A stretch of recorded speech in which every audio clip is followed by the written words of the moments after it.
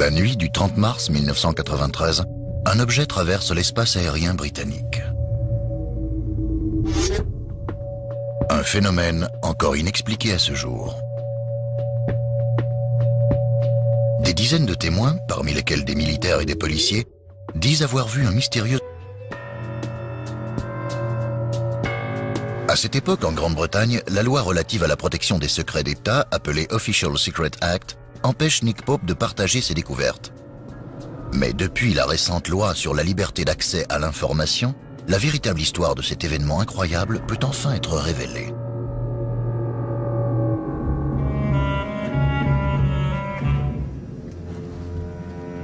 Pendant 3 ans, Nick Pope dirige un service méconnu du ministère de la Défense. Un poste peu convoité. Officiellement, j'étais à la tête du secrétariat Air Staff de A. En clair, il s'agissait du bureau des OVNI.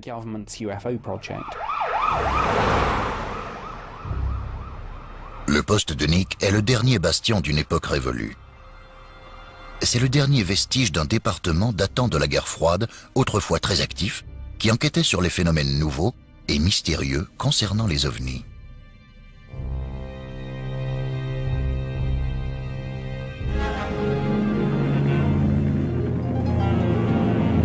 Un projet d'une importance mondiale en matière d'ufologie. En 1950, le ministère de la Défense britannique crée un groupe de travail ufologique appelé Flying Saucer Working Party, à l'initiative du président du conseil scientifique du ministère de la Défense. Mais ce projet ne survivra que 10 mois. Le rapport final stipule: il est fortement recommandé de ne pas entreprendre de recherche sur des phénomènes aériens inconnus, à moins d'être capable d'en apporter une preuve matérielle.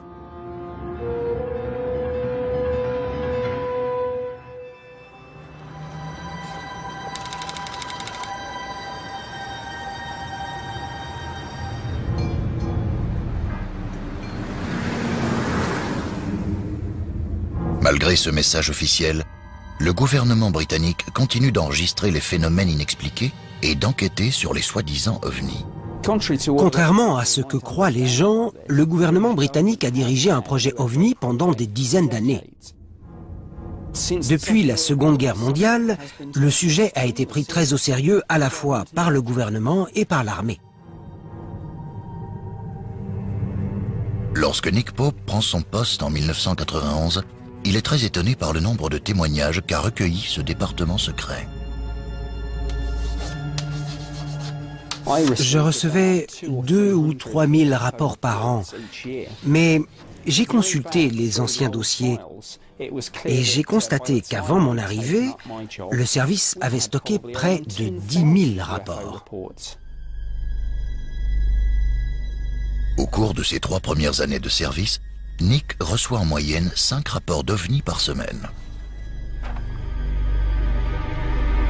Dans la plupart des cas, Nick y trouve une explication rationnelle. Mon travail n'était pas de prouver l'existence des extraterrestres. Il consistait à étudier les différents rapports que je recevais concernant les ovnis et apporter la preuve qu'ils ne représentaient aucune menace pour le pays et qu'ils n'étaient donc pas de la responsabilité du ministère de la Défense. Au cours de sa mission, seul un des 10 000 dossiers archivés reste un véritable mystère pour lui. Il s'agit de l'incident de Rendlesham.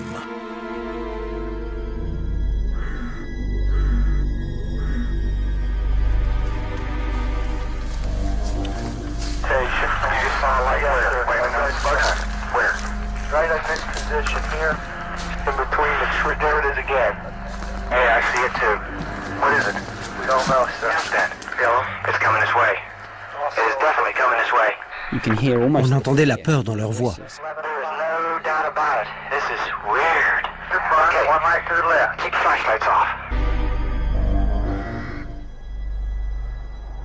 La forêt de Rendlesham se situe entre ce qui était, en 1980, les bases aériennes militaires britanniques et américaines de Bentwaters et de Woodbridge dans le Suffolk.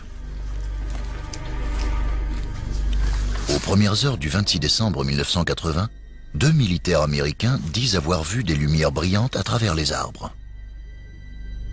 2 nuits plus tard, les lumières reviennent. Le commandant adjoint de la base, le lieutenant-colonel Charles Halt, a entendu parler de l'apparition d'un ovni et il était sceptique. Il a donc formé une petite équipe pour partir en observation dans la forêt. Pour utiliser ses propres termes, elle avait pour but de démystifier cette histoire irrationnelle.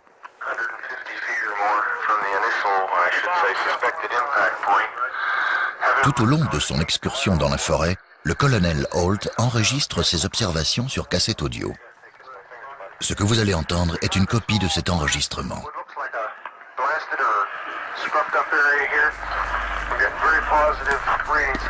Cet enregistrement est très important parce qu'il commence tout à fait normalement avec une description de l'opération et des déplacements dans la forêt. Il est calme, très posé, un véritable professionnel.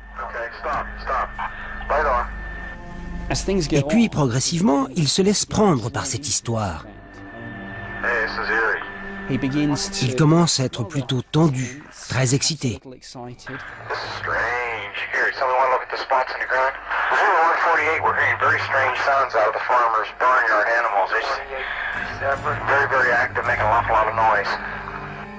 Et puis, il le voit.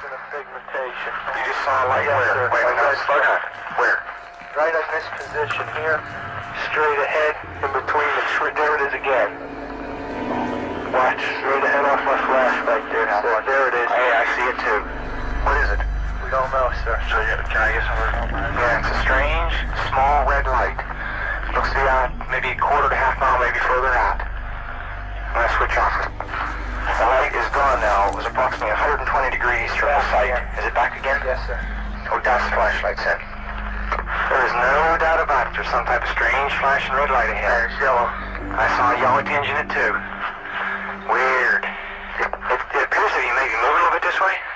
À un moment, la lumière s'est dirigée vers eux et on entendait que la tension commençait à monter. On entendait presque la peur dans leur voix.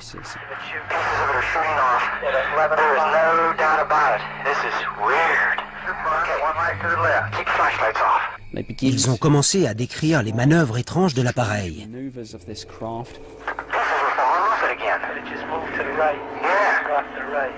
Strange. Here he comes from the south. He's coming toward us now. Looks like an eye winking at you. Still moving from side to side. Les hommes que vous venez d'entendre sont convaincus qu'il s'agit d'un ovni. Et en tant que militaires d'une base aérienne, ils sont bien placés pour faire la différence entre l'ordinaire et l'extraordinaire.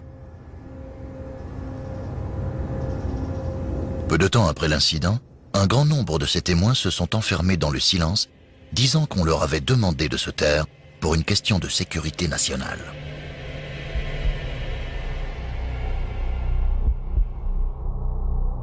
Les autorités américaines prennent l'enquête officielle en charge. Mais le rapport ne sera jamais rendu public. Un secret qui alimente la théorie de ceux qui croient aux ovnis et affirment que l'incident de Rendlesham était une couverture officielle. Quant à Nick Pope, il est convaincu que si l'affaire avait été consciencieusement menée, une explication aurait pu être trouvée.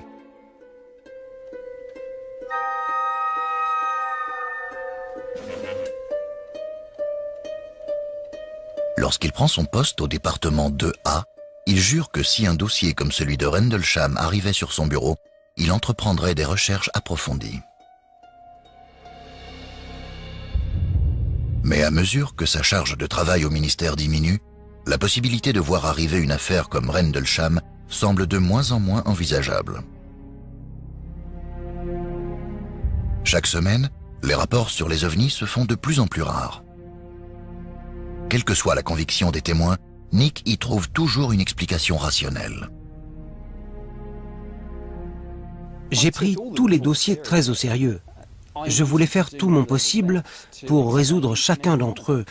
Et je dirais que j'ai réussi dans 90 ou 95% des cas. Quand je recevais un dossier concernant un ovni, je vérifiais un certain nombre de choses. Par exemple, on connaissait tous les plans de vol des avions militaires ou civils, alors j'essayais de faire le lien entre ces vols et les apparitions d'ovnis. Et la plupart du temps, on trouvait une explication pour la quasi-totalité des dossiers. Il s'agissait souvent d'avions, de ballons-sondes, de satellites, de météores. Les données très fiables du gouvernement et de l'armée permettent à Nick Pope de trouver chaque fois une explication terrestre avec une régularité devenue monotone. Pour ceux qui croient aux ovnis, les enquêtes de Nick Pope sont considérées comme le dernier maillon d'une longue histoire de secrets et de démentis du gouvernement. Mais Nick n'est pas de ceux-là. À chaque nouvelle affaire, son scepticisme face à l'existence des ovnis grandit.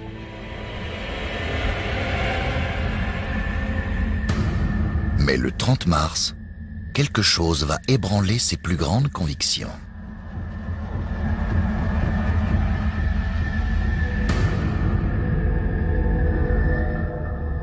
Contre toute attente, Nick Pope se laisse submerger par une apparition inexpliquée qui va le hanter pour toujours.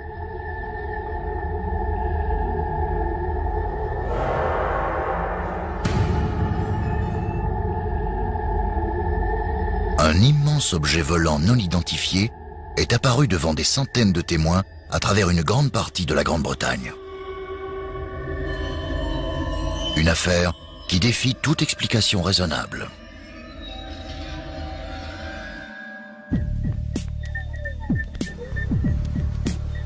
Lorsque Nick arrive à son bureau le matin du 31 mars 1993, il comprend rapidement que ce ne sera pas un jour comme les autres.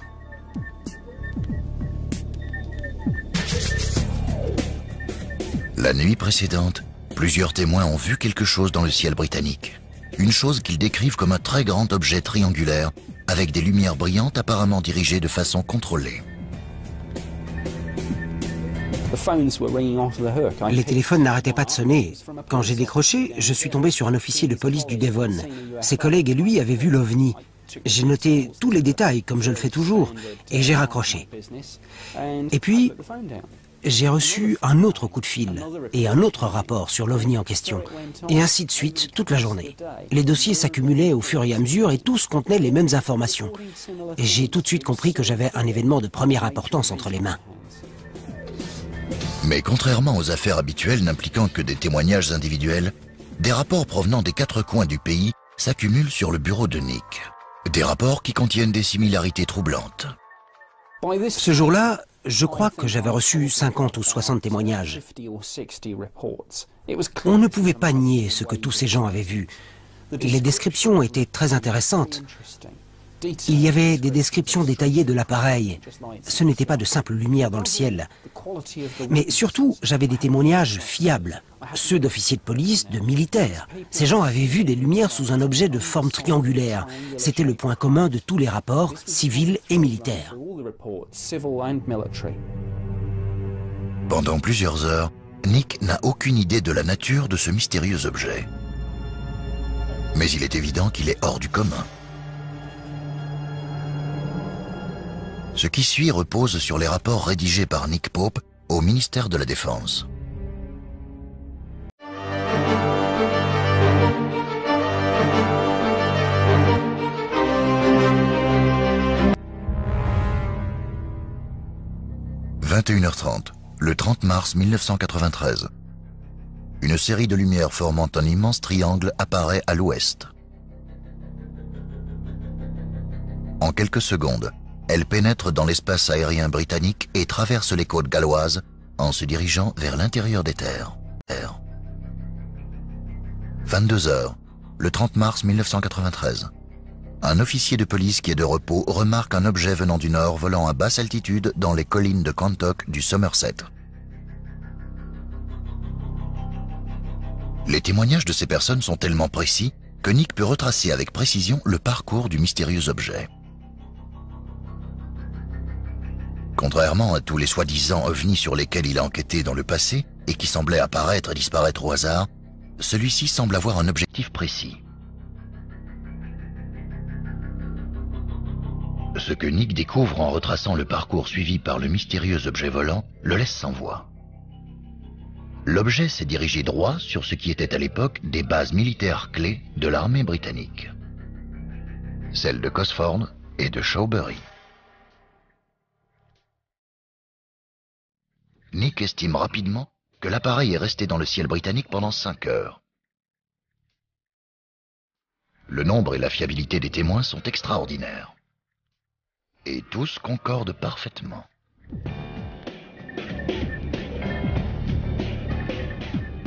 L'un de ces rapports était incroyable. Un appareil de plusieurs centaines de mètres de diamètre est décrit par le témoin comme ressemblant à 2 avions Concorde qui auraient été collés ensemble. Il est difficile d'exclure ce témoignage. En effet, l'homme qui a vu ce mystérieux appareil se diriger vers l'intérieur des terres au-dessus des côtes galloises est un officier de police. Les témoignages s'étendent de la soirée du 30 mars aux premières heures du 31. Au cours de cette période, l'imposant objet triangulaire survole une grande partie du pays en toute impunité. 1h10 du matin, Liscard dans le Cornwall. L'OVNI est aperçu par un autre officier de police qui le décrit comme un triangle de lumière brillante se dirigeant silencieusement vers le nord. Ce témoignage est confirmé par des rapports similaires peu de temps après dans le Devon et le Cornwall. Ils estiment tous sa vitesse de déplacement supérieure à Mach 2. Mais le plus important n'est pas ce que ces témoins ont vu, mais où ils l'ont vu.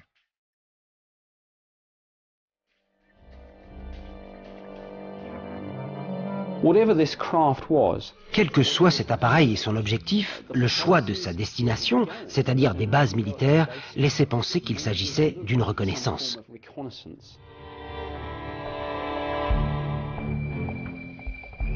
En poursuivant l'étude des différents témoignages, Nick parvient à les regrouper en 2 vagues distinctes. Ceux du 31 mars, qui décrivent l'objet comme un appareil volant à haute altitude, et ceux de la veille, disant avoir vu un immense ovni triangulaire volant à basse altitude, capable de se déplacer à une très grande vitesse.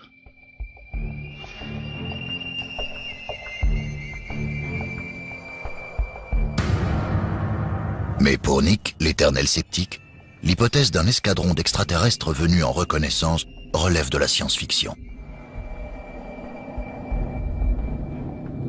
Il doit forcément y avoir un élément dans la 60aine de témoignages qui remettrait l'enquête sur le chemin de la réalité. Nick se tourne vers les systèmes radars. Conçus pour détecter la présence de missiles balistiques, ces radars sont capables de repérer au centimètre près un objet se trouvant à des centaines de kilomètres.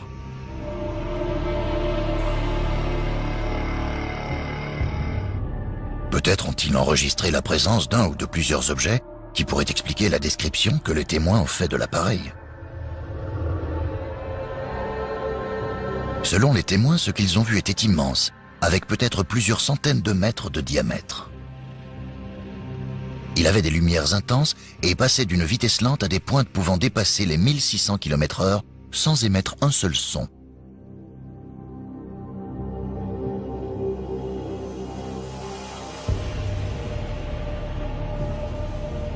Ce que les témoins ont vu pourrait bien ressembler à ça. Il s'agit d'une formation de satellites en orbite. Elle peut facilement faire penser à un énorme triangle noir, identique aux objets que les témoins ont décrits. La vidéo d'un spécialiste montre à quel point il est facile de prendre un satellite pour un ovni. Parmi les nombreux témoignages concernant des ovnis que Nick a étudiés au ministère de la Défense, des centaines étaient en réalité des satellites. Mais pas cette fois.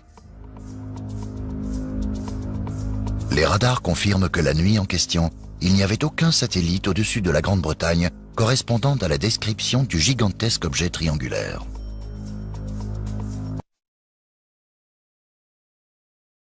Nick se tourne alors vers un autre suspect. Les radars répertorient également les milliers de tonnes de débris spatiaux qui sont en orbite autour de la Terre. Résultat de 40 ans d'exploration. Les témoins ont-ils assisté à l'entrée de débris spatiaux dans l'atmosphère? Ce qui est sûr, c'est que les rapports désignent un suspect potentiel.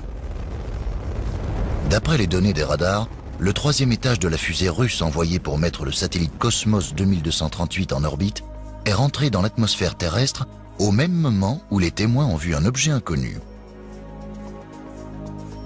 Cosmos 2238 avait été lancé la veille et la fusée était retombée dans l'atmosphère. L'appareil semble avoir été présent au bon endroit, au bon moment. L'entrée de la fusée dans l'atmosphère a pu être visible depuis le Devon et le Cornwall et correspond aux heures où l'OVNI a été vu. On a vraiment cru qu'on avait notre explication. David Clark, chasseur d'OVNI et journaliste pour le Fortean Times, a également consulté les rapports de Nick Pope. Il pense également que Cosmos 2238 pourrait offrir une explication à la plus mystérieuse histoire d'OVNI de Grande-Bretagne. Si on pense à ce que la majorité des témoins ont décrit, deux lumières blanches très brillantes se déplaçant très rapidement et laissant des traces derrière elles, ça correspondrait parfaitement avec l'entrée de débris dans l'atmosphère. D'autres ont décrit une troisième lumière, et c'est là que l'imagination commence à prendre le dessus sur la réalité. Quand on voit trois lumières dans la nuit, on se demande si elles représentent trois objets distincts ou si elles appartiennent à un seul gros objet, un objet de forme triangulaire, dans le cas où les trois lumières se déplaceraient en même temps. Et on se dit que c'est de là que vient l'idée d'une forme triangulaire. Cette chose aperçue le 30 mars 1993 fait partie des choses qu'on a identifiées avec certitude.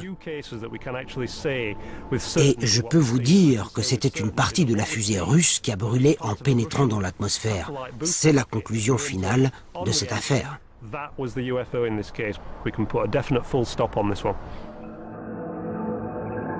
Mais Nick Pope a le pressentiment que cette affaire ne doit pas être bouclée.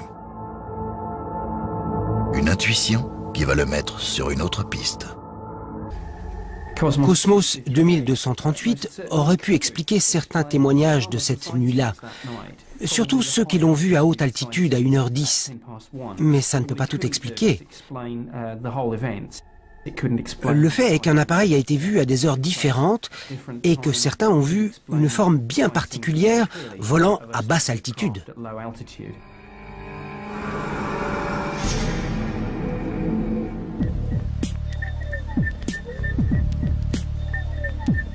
Le puissant radiotélescope de l'observatoire de Jodrell Bank, dans le Cheshire, observe le ciel depuis 50 ans. Plus récemment, il a été adapté pour repérer tout signe de vie extraterrestre.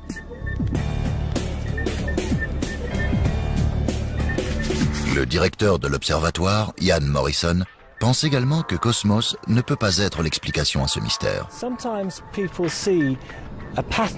Les gens ont vu une forme lumineuse qui est restée présente pendant plusieurs minutes et sincèrement, je ne crois pas que ça puisse être les débris d'une fusée pénétrant dans l'atmosphère. Les débris de fusée ne sont visibles que quelques secondes. Ils laissent des traînées derrière eux et se déplacent à des vitesses différentes dans l'atmosphère.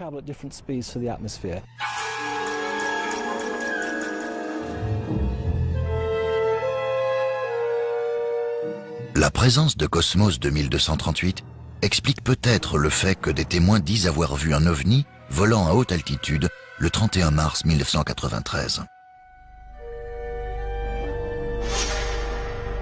Mais elle ne peut pas expliquer les témoignages les plus troublants. L'immense triangle noir volant à basse altitude près des bases militaires plus tôt cette nuit-là.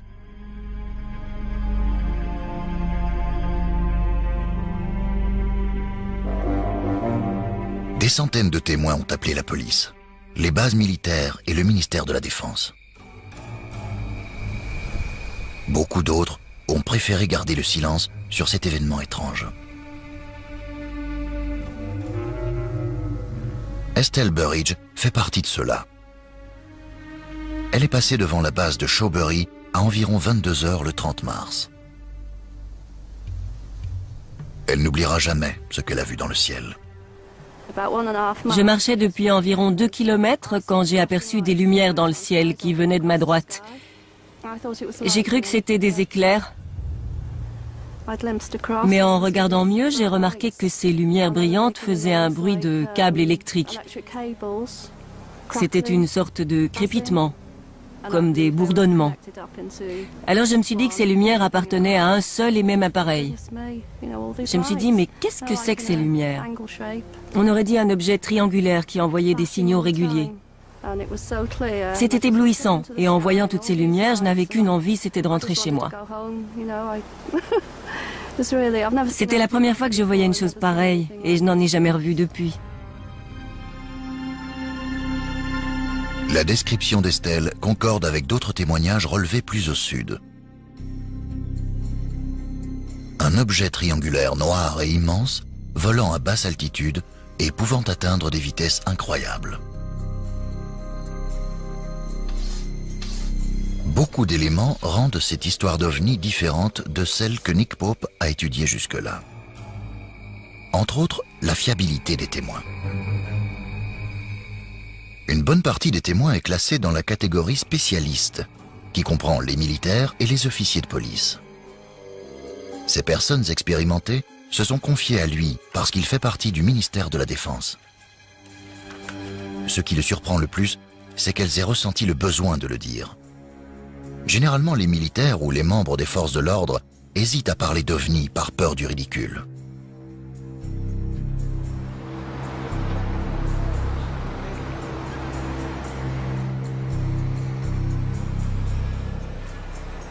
L'inspecteur Gary Esseltine est un spécialiste réputé en matière d'analyse des témoignages. Il a participé entre autres à l'enquête sur les attentats terroristes du 7 juillet 2005 à Londres.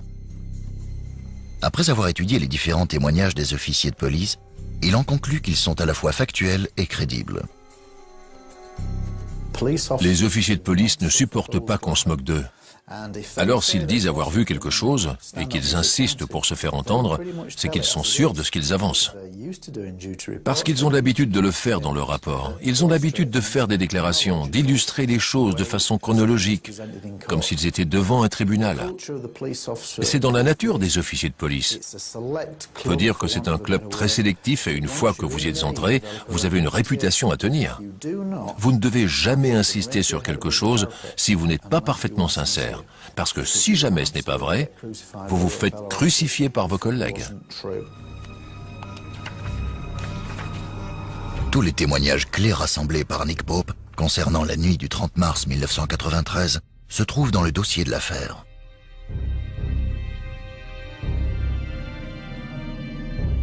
Un rapport qui contient un nombre de témoignages fiables jamais atteints par Nick Pope.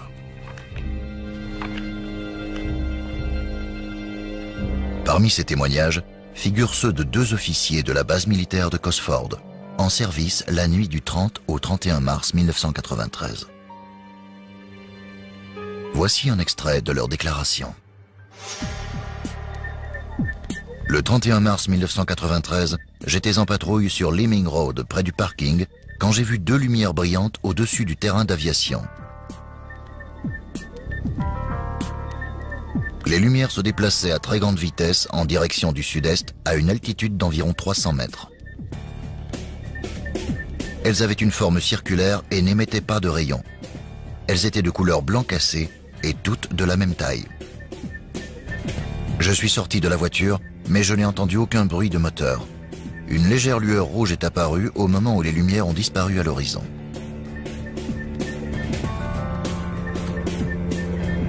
Les officiers ont immédiatement contacté les bases aériennes et les centres de contrôle aérien des alentours pour découvrir ce qui pouvait correspondre à ce qu'ils avaient aperçu dans le ciel.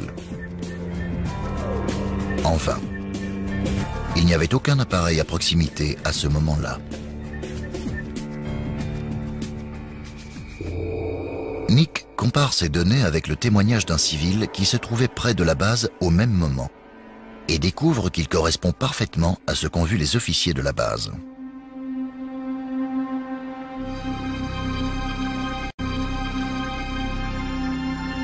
Des lumières blanc cassé correspondant à la description de l'objet volant à une altitude de 250 à 300 mètres. Tout concorde.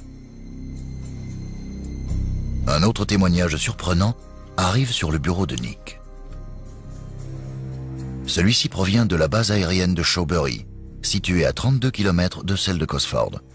Le témoin est météorologue. L'appareil s'est déplacé rapidement de la base de Cosford à celle de Shawbury. Il a été vu par le météorologue de service et d'après sa déclaration, il a vu les lumières venir vers lui. Elles passaient au-dessus du terrain d'aviation et volaient probablement à plusieurs centaines de kilomètres par heure, une vitesse largement supérieure à n'importe quel avion. Il a dit que les lumières étaient étroites comme des rayons laser et d'après lui, elles cherchaient quelque chose au sol. Il travaillait comme météorologue depuis 8 ans et il n'avait jamais rien vu de pareil. Un météorologue de la base de Shawbury, 2 officiers de police de la base de Cosford. Des hommes qui ont l'habitude de voir passer des avions au-dessus de leur base. C'est généralement grâce à ce genre de personnes que Nick parvient à résoudre les mystères concernant les objets inconnus. Mais ce qu'ils ont vu la nuit en question n'a rien de comparable à ce qu'ils ont l'habitude de voir. Nick Pope doit déterminer s'il y avait ou non quelque chose au-dessus des bases militaires.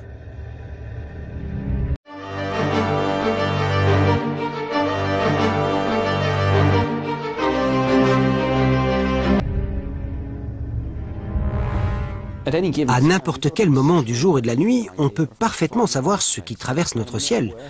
On a les réseaux des installations radars civiles et militaires et on a le radar d'alerte avancé de la base de Fylingdales.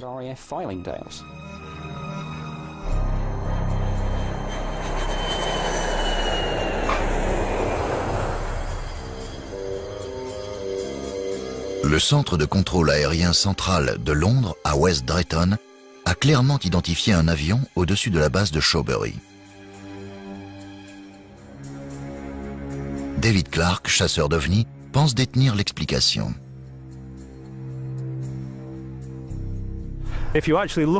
Si vous regardez le dossier du ministère de la Défense, vous allez voir que le radar du centre de contrôle a relevé la présence d'un avion à l'heure où l'objet a été repéré.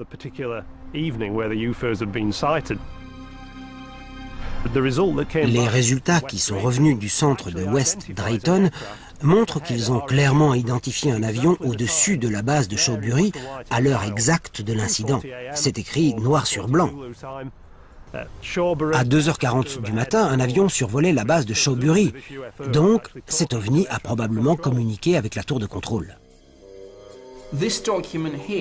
Ce document décrit l'activité aérienne la nuit en question. Je m'étais adressé au centre de contrôle aérien pour savoir ce qui avait traversé notre espace aérien cette nuit-là. On avait toutes les données du centre et on pouvait donc les comparer avec nos témoignages. Cette ligne est intéressante parce qu'elle parle d'un avion qui a survolé Shawbury. Mais on a relevé une information importante dans les 3 derniers chiffres, c'est-à-dire l'altitude. Cet avion volait à plus de 6000 mètres. Cette altitude ne correspond pas au témoignage des officiers de la base de Cosford, ni à celui du météorologue de Shawbury. Ils disent avoir vu l'OVNI à environ 300 mètres d'altitude. Une différence beaucoup trop importante. Il est très difficile, voire impossible, de décrire avec précision un avion volant à 6000 mètres d'altitude. À 300 mètres, en revanche, un grand nombre de personnes, et surtout de militaires qualifiés, seraient capables d'identifier un appareil connu.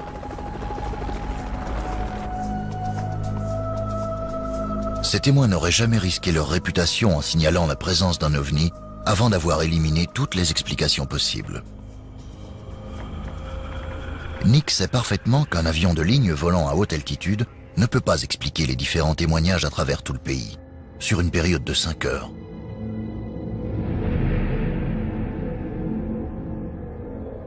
Mais les solutions commencent à manquer.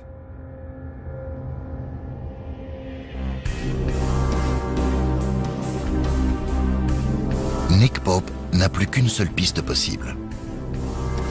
Ce mystérieux objet pourrait-il être un prototype top secret dont même le personnel des forces aériennes ignorerait l'existence?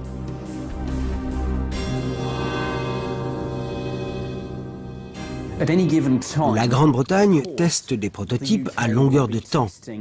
Mais en général, on sait où nos propres engins sont testés. Si on avait pris l'un de ces prototypes pour un ovni, on nous aurait discrètement fait comprendre de ne pas chercher plus loin. Ces prototypes, ou projets noirs, comme on les appelle, sont souvent à l'origine des apparitions d'ovnis. Avant d'être révélés au grand public, le bombardier furtif B-2 et le chasseur bombardier F-117 avaient été pris pour des ovnis.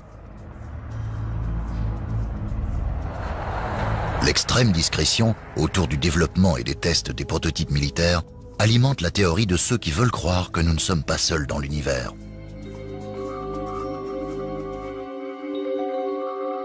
Mais Nick Pope n'en fait pas partie.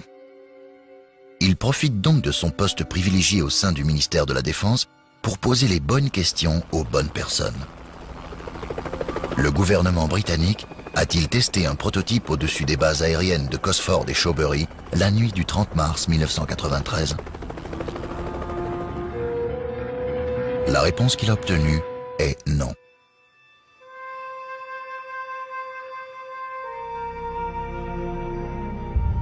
Ce qui ne laisse qu'une solution possible. Est-il possible qu'un gouvernement étranger ait fait voler des prototypes dans l'espace aérien britannique sans permission ? Pendant des années, il y a eu des rumeurs disant qu'un avion supersonique secret du nom de code Aurora aurait été testé par les Américains au-dessus du Royaume-Uni. On a fait une demande auprès de l'ambassade américaine. L'affaire a même été traitée devant le Parlement et on a obtenu des réponses.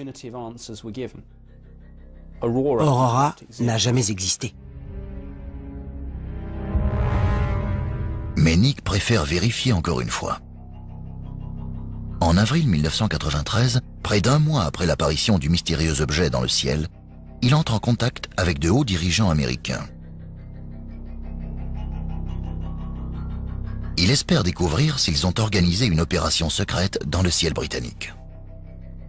Mon chef de département a écrit à l'ambassade américaine pour savoir s'ils avaient fait voler un appareil qui pourrait expliquer les événements du 30 mars et les rumeurs concernant Aurora. La réponse reçue par Nick est des plus surprenantes. Apparemment, les Américains veulent également savoir si les Britanniques n'ont pas mis en œuvre un nouveau projet noir. Nick comprend que les Américains mènent leur propre enquête sur les événements du 30 mars. En 1993, Nick Pope fait tout ce qu'il peut pour résoudre le mystère de l'objet volant non identifié. Il a posé toutes les questions possibles et à tous les niveaux, que ce soit auprès des citoyens ordinaires ou de témoins expérimentés. Il a examiné les enregistrements des radars et des satellites. Il s'est même directement adressé au gouvernement britannique et américain. Finalement, il découvre que pendant qu'il menait son enquête, les Américains faisaient également des recherches sur d'éventuelles apparitions d'ovnis. Officiellement, les Américains sont sortis de la course aux ovnis en 1969, quand le projet Blue Book a été dissous. Le document qu'on a reçu soulève un élément intrigant. Il dit « Souvenez-vous que ma requête précédente était motivée par une question de notre attaché militaire à Washington, cherchant à savoir si le Royaume-Uni avait des projets noirs en cours. » Ce qui veut dire qu'alors qu'on demandait aux Américains s'ils avaient envoyé des prototypes secrets dans le ciel britannique, les autorités américaines menaient également une enquête sur des ovnis et cherchaient à savoir si le Royaume-Uni pouvait expliquer ce qui avait été vu. Le dossier complet de l'enquête conduite par Nick Pope nous a été transmis. Mais il manque une copie de la lettre envoyée par les Américains. Le ministère de la Défense ne nie pas l'existence de la lettre, mais ne peut pas expliquer sa disparition du dossier de Nick Pope.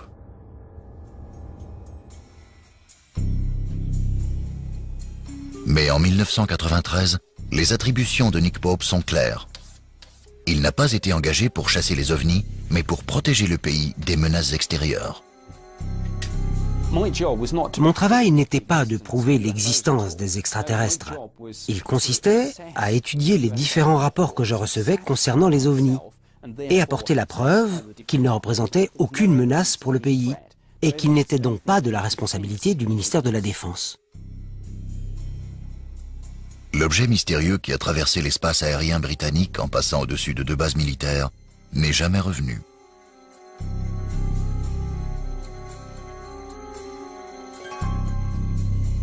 Cet incident n'est donc pas considéré comme représentant une menace pour la sécurité du pays. Au grand désespoir de Nick Pope, l'affaire est classée. Il doit rédiger son rapport final. Et comme dans l'affaire de Rendlesham, beaucoup de questions restent sans réponse. Type d'appareil, inconnu. Origine de l'appareil, inconnu. Objectif des occupants, inconnu. Après avoir éliminé toutes les pistes envisageables, Nick se retrouve face à une conclusion dérangeante. Les événements de cette fameuse nuit pourraient-ils être une véritable rencontre du troisième type? Ian Morrison, directeur de l'observatoire de Jodrell Bank, est à la tête d'un projet de recherche sur une intelligence artificielle appelée SETI.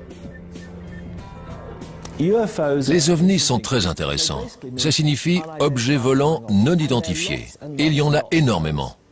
C'est ça le problème. La vraie question est-ce qu'un ovni est une navette spatiale extraterrestre? Mais d'après moi, aucune navette de ce genre n'est venue sur Terre jusqu'à maintenant.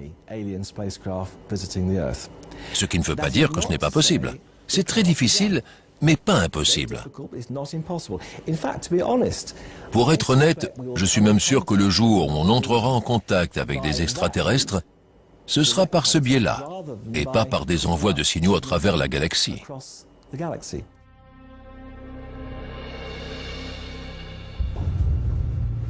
Nick Pope quitte son poste au secrétariat 2A en 1994 pour un autre poste au sein du ministère de la Défense.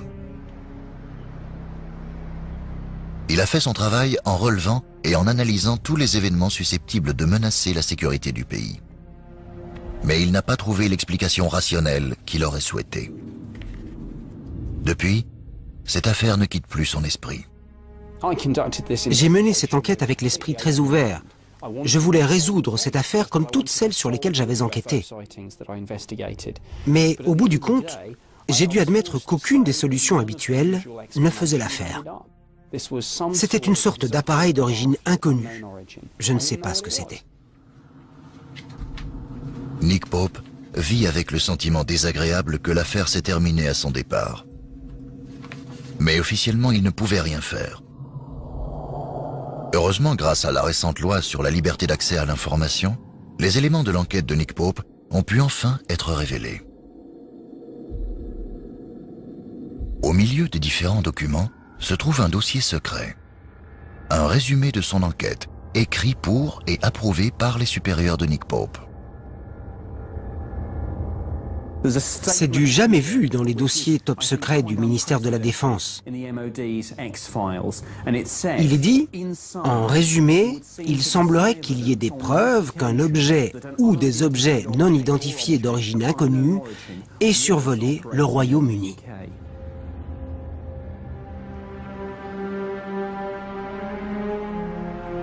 C'est probablement le plus éloquent des comptes rendus officiels sur une affaire d'OVNI en Grande-Bretagne. Des personnes importantes ont attesté les preuves de la présence d'un objet volant non identifié.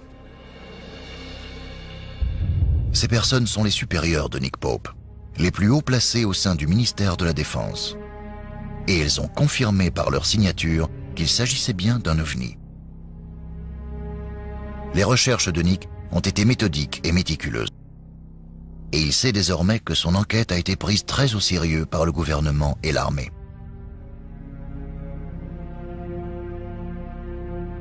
La fiabilité des témoins et les preuves qu'il a rassemblées ont convaincu ses supérieurs. Elles l'ont convaincu, lui. Il est passé du camp des sceptiques au camp des croyants. Était-il d'origine extraterrestre? Quand on pense à la vitesse et aux manœuvres de l'engin, qui sont bien supérieures à tous les appareils connus, Ce sont des preuves troublantes qui vont dans ce sens. Ce n'était pas une mauvaise appréciation d'un objet ou d'un phénomène ordinaire. Ce n'était pas un prototype secret. C'était un véritable ovni, quelque chose d'inconnu. Est-ce qu'il pouvait être extraterrestre? Bien sûr. Quel que soit l'objet qui a traversé le ciel britannique la nuit du 30 mars 1993, il n'était pas seulement non identifiable, mais également indéniable.